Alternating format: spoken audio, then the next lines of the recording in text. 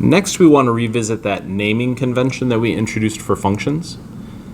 Again, it not only allows us to just easily identify an equation as being a function, but it's also going to have some other kind of shortcuts and shorthand notations that allow us to complete some problems more quickly, or at least with using less language.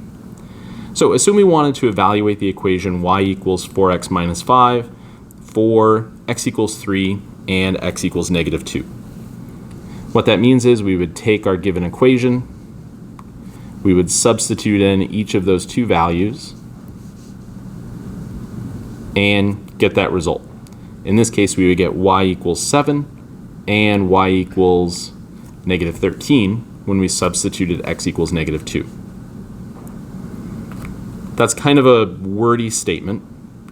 So instead, if we rewrite that equation as a function, say let's call it f of x is equal to 4x minus 5, then we can use function notation and that function name to condense that statement to say we want to find f of 3 and f of negative 2. F of 3 would be exactly the same thing as evaluating that equation y equals 4x minus 5 when x is equal to 3.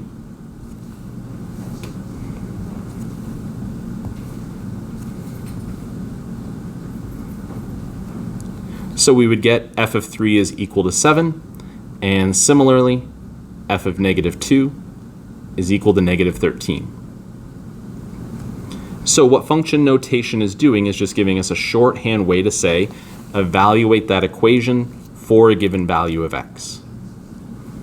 In example 10, we're given a function g of x is equal to 4x squared minus x minus 2, and we want to find g of negative 1, which means that we would plug in negative 1 everywhere we have an x in this expression.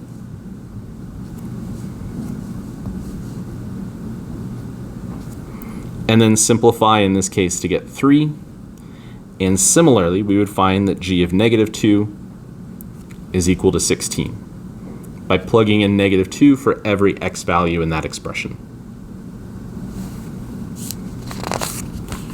We can also use function notation to very quickly and easily distinguish between functions. For example, in example 11, we have two different functions, one named f, one named c. Rather than having to indicate with a lot of words that we want to evaluate the first equation or the second equation, we can reference that function name. So when we say find c of 3, that means evaluate c of x when x is equal to 3. We would substitute in 3 for each value of x and get a result of 3.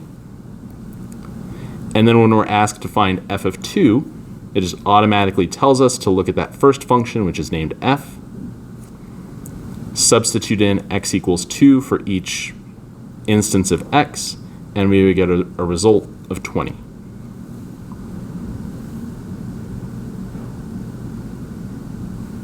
When we evaluate piecewise defined functions,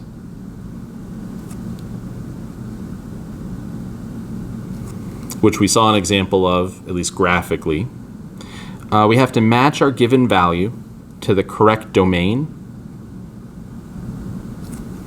to know which expression to evaluate. So in example 12, when we look at this function m of x, we see that it has two different definitions or two different formulas depending on our x value. That means that in part A, when we want to find m of negative 5, we need to identify where negative 5 falls in those different domains.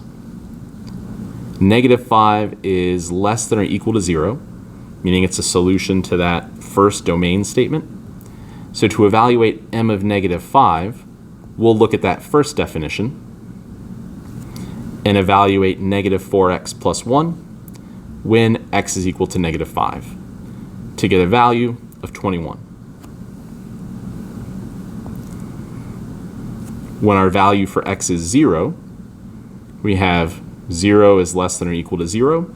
That value falls into that first domain statement. So we'll look at, again, evaluating negative 4x plus 1 but this time when our value for x is equal to 0, which will give us a value of 1. And in part C, when our value for x is 4, 4 is greater than 0, so now we'll be looking at that second definition, that second statement, and we'll evaluate 5x minus 1 when x is equal to 4.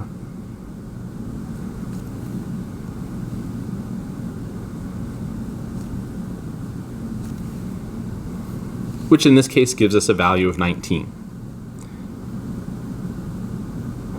Function notation, again, what it's doing is just giving us a simple way to state that what we want to do is evaluate a function at a specific value for x. We need to make sure we're paying attention to the function name if there are multiple functions involved in a problem. And for piecewise functions, compare your value against the different domain statements to know which expression you should be evaluating.